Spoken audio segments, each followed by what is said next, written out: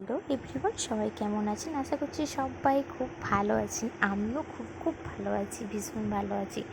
তো আজকে আমার ছাদ বাগানে ড্রাগন ফুল ফুটে আছে, দেখো বন্ধুরা, আর কতটা সুন্দর লাগছে। তো ঘুম ভাঙতেই আমি তো চলে এসেছি ছাদেতে, আর আমার এত আনন্দ লাগছে, একসাথে এত ফুল ফুটে আছে। তো ভাবলাম রাত্রে তো ফুলটা ফুটেছে, পরাগায়ন করা হয়নি, তো একটু দেখো এখানে যে পরাগায়ন করে নিয়েছিলাম।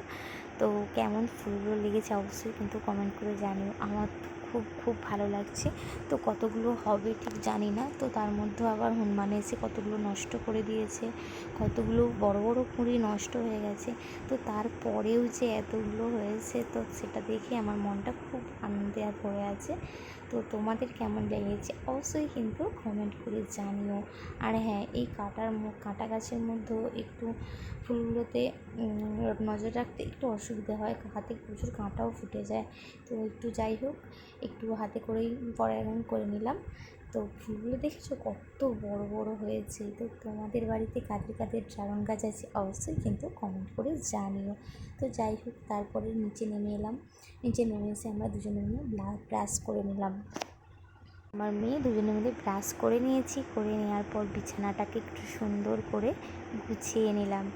তো কেমন লাগছে অবশ্যই কিন্তু কমেন্ট করে জানাবেন। তো তারপরে দেখো, বিছানাটাকে ক্লিন করার পর মেয়েকে ব্রাশ করে দিয়েছিলাম। তো বাদাম ভেজানো ছিল, তো এখানে ওকে আমি রোজ আখরোট আর একটু পেস্তা বাদাম দিই। তো সেটাই ও যে খেয়ে নিল। খাওয়ার পর ওকে একটু শরবতও দিয়েছিলাম, সেটাও ও খেয়ে নিয়েছে। তারপর আমার খাওয়ার পালা। তো দেখো আমিও খেয়ে নিয়েছি।